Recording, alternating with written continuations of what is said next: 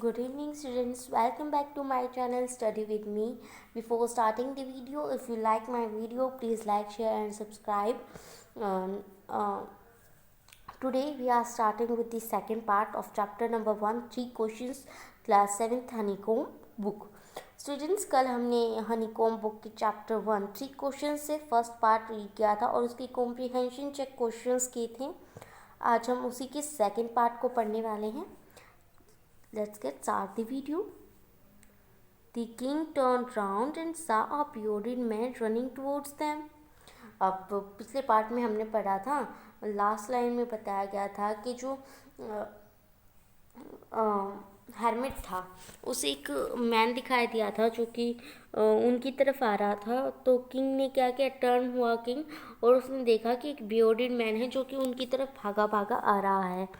His hands were pressed against his stomach. अब जो उसके हैंड्स थे ना, वो प्रेस कर रहे थे उसके स्टमक को. स्टमक के पास थे उसके hand, from which blood was flowing, जिससे खून जो था बह रहा था. When he reached the king, he fainted to and fell to the ground. जब वो क्या थे किंग के पास पहुंचा ना, वो बियर्डेड मैन जो था किंग के पास पहुंचा तो वो बेहोश हो गया. फेंटेड माने बेहोश होना, ठीक है, बेहोश हो गया और ग्राउंड पर गिर पड़ा. The king and the handmade, जो किंग थे और हैंडमेड थे, रिमूव द मैन क्लोथिंग, उस रिमूव किया मैन की क्लोथिंग को, and found large wound on his stomach, और पाया कि उसके स्टमक पर बहुत ही बड़ा घाव था. The king washed and covered it with a handkerchief. अब किंग ने क्या किया, उसे वॉश किया और उसे कवर कर दिया एक हैंडकरचीफ के साथ. But the blood would not stop flowing, लेकिन जो खून था वो बह जा रहा था, फ्लो कर रहा था, वो रुक ही नहीं रहा था. The king redressed the wound until at last the bleeding stopped. King ने फिर से रिड्रेस किया उसको, कि जो भी उसने हैंडकरचीफ लगाया था उसे फिर से रिड्रेस किया, और लास्ट में क्या है, जो वॉन्ड है वो क्या, ब्लीडिंग स्टॉप हो गई. ठीक है. The man felt better and asked for something to drink. अब जो वॉन्डेड मैन था जिसका घाव ठीक किया था किंग ने, वो क्या था, बेटर फील कर रहा था और उसने कुछ ड्रिंक करने के लिए कुछ मांगा. The king brought fresh water and gave to it to him. अब किंग ने क्या किया, वो फ्रेश वाटर लेके आया और उसने वॉन्डेड मैन को दिया. By this time the sun had set and the air was cool. अब इस समय के रात का समय हो चुका था और सन जो था, सूरज था, छिप चुका था और ठंडी ठंडी हवाएं चल रही थी. The king with the helmet had carried the wounded man into the hut and laid him on the bed. अब किंग ने हैंडमेड की हेल्प से उस वोंडेड मैन को हट के अंदर ले गया और उसे बेड पर लेटा दिया. The man closed his eyes and lay quiet. अब जो मैन था उसने अपनी आइज़ को क्लोज कर लिया और चुपचाप लेटा रहा. The king tired by his walk. अब जो किंग यात्रा करके आया था इसलिए वो थक चुका था. And work he had done, और जो भी उसने काम किया था इसलिए वो सब थक चुका था दिन भर के काम से. Lay down on the floor and slept through the night. अब उसने क्या किया, फ्लोर पर लेट गया वो और सो गया. ठीक है. व्हेन ही अवोक, जब वह जागा, it was several minutes before he could remember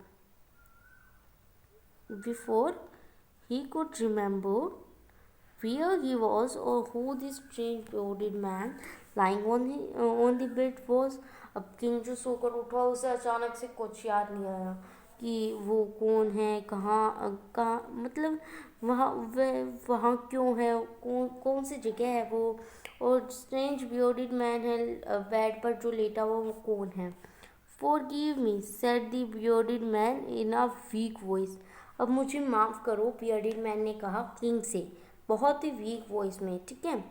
When he saw that the king was awake, जब उसने देखा कि राजा जाग चुका तो बियर्डेड मैन ने क्या कहा कि मुझे माफ़ कर दो राजा. ठीक है.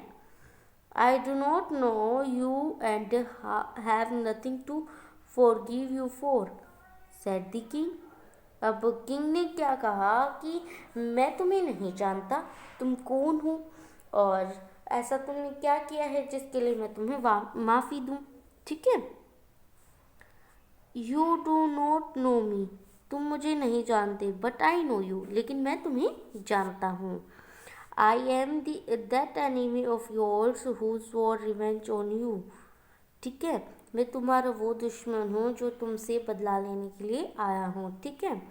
Because you put my brother to death and seized my property, क्योंकि आपने क्या किया, मेरे भाई को मार दिया और मेरे भाई को मार दिया और क्या किया, उसकी सारी प्रॉपर्टी छीन ली।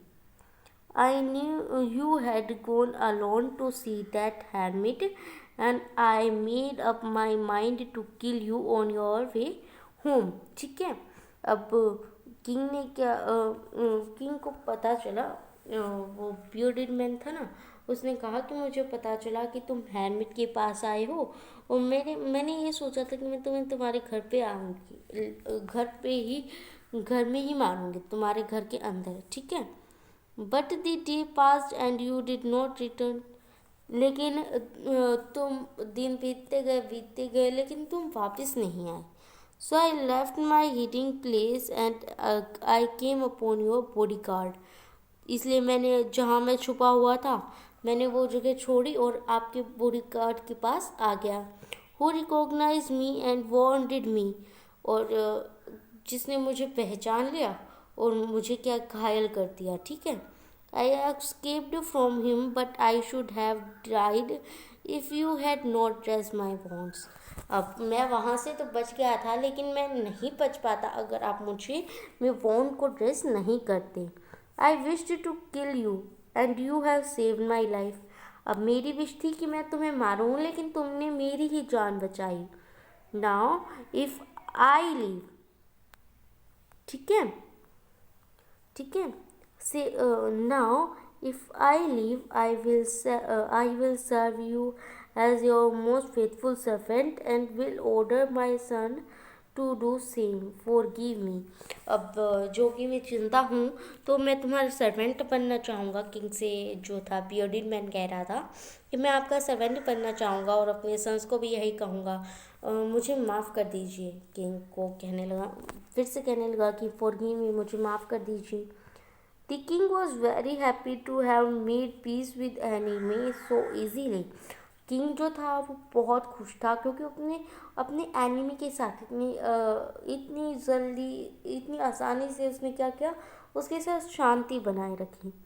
And to have won him over as a friend, और वो जीत गया, एज अ फ्रेंड जीता वो। ठीक है। वो क्या किया, उसने मित्रता हो गई। ठीक है। He not only forgave him but said he would send his servant and his own doctor to look after him, and he promised to give back the man his property. अब ना कि उसने उसे माफ़ कर दिया, बल्कि उसे प्रॉमिस भी किया कि वो उसके लिए डॉक्टर्स भेजेगा, सर्वेंट्स भेजेगा, और उसकी जो भी प्रॉपर्टी किंग ने ली है वो उसे वापस दे देगा। ठीक है। Leaving the wounded man, the king went out of the hut and looked round for the hermit. अब wounded man को वहीं छोड़कर जो किंग था बाहर आ गया हट से, और चारों ओर देखने लगा hermit के लिए। Before going away, he wished once more to get answer to his questions. जाने से पहले वो फिर से अपने क्वेश्चंस को फिर से दोहराना चाहता था, ताकि उसे अब भी लग रहा था कि शायद उसे अपने क्वेश्चंस का आंसर मिल जाए। The hermit was on his knees sowing seeds in the beds has been dug the day before. ठीक है। जो hermit था वो जो वो था बीज बो रहा था बेड्स में, जिसे डग किया था एक दिन पहले उसने। ठीक है। The king went up to the hermit and said, king जो है hermit के पास गया और कहने लगा, For the last time, I beg you to answer my question, wise man. मैं तुमसे फिर से चाहता हूँ कि तुम मेरे सवालों के जवाब दो। ठीक है, आंसर दो, मेरे क्वेश्चंस का आंसर दो। You have already been answered, said the hermit, still bending down to the ground and looking up at the king as he stood before him. ठीक है। अब किंग उसने कहा कि आपने ऑलरेडी आंसर आपको मिल चुका है अपने क्वेश्चंस का। ग्राउंड में बैठे बैठे वहीं हैरमिट ने कहा, राजा की तरफ देखते हुए। How have I been answered, कैसे मुझे आंसर मिल गया? वट डू यू मीन, आपके कहने का मतलब क्या है? मुझे कुछ समझ में नहीं आया। डू यू नोट सी, क्या तुमने नहीं देखा? रिप्लाइड दी हैरमिट, हैरमिट ने रिप्लाई किया। If you had not pitied my weakness, अगर तुम मेरी वीकनेस नहीं देखते yesterday and had not tuck this bits for me, और इन बिट्स को डग नहीं करते मेरे लिए, you would have gone away, तुम चले जाते। Then that the man would have attacked you and you would have wished you had stayed with me. अब फिर क्या था कि जो था अटैक कर देता, फिर वो फाउंडेड मैन जो था वो तुम पर अटैक कर देता और तुम विश करते कि तुम मेरे पास ही रहते।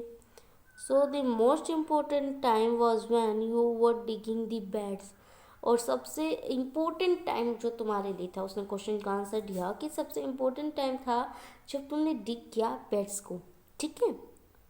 And I was the most important man, ठीक है, और मैं जो था वो सबसे इम्पोर्टेंट मैन था। And to do me good was your most important business, और मेरे लिए कुछ अच्छा करना तुम्हारा इम्पोर्टेंट बिजनेस था। Afterwards when the man ran to us, the most important time was when you were caring of him, तब वो आदमी हमारे पास भागा भागा आ रहा था, तो मोस्ट इम्पोर्टेंट टाइम था जब तुमने उसकी केयर की। Because if you had not dressed his wounds, he would have died without having made peace with you. क्योंकि अगर तुम उसके वाउंड्स को ड्रेस नहीं करते तो तुम वो क्या था वो मर जाता तुम्हारे साथ शांति बनाए बिना, ठीक है। So he was the most important man, तो वो सबसे इम्पोर्टेंट मैन था। And what you did for him was your most important business, और जो भी तुमने उसके लिए किया वो तुम्हारा सबसे इम्पोर्टेंट बिजनेस था। रिमेंबर देन, याद करो, there is only one time that is important, एक ही समय जो तुम्हारे लिए इम्पोर्टेंट है, and that time is now, और वो टाइम है अब का। It is the most important time, ये सबसे इम्पोर्टेंट टाइम है, because it is the only time we have any power to act, क्योंकि यही वो टाइम है जिसमें हमारे पास पावर होती है कुछ भी काम करने की, ठीक है। The most necessary person is the person you are with at particular moment, सबसे इम्पोर्टेंट पर्सन वो होता है जिसके साथ अभी आप अपना समय बिता रहे हैं। For no one knows what will happen in the future and whatever we will meet anyone else. और कोई भी नहीं जानता कि फ्यूचर में क्या होने वाला है और किससे हम फ्यूचर में मिलने वाले हैं। The most important business is to do that person good.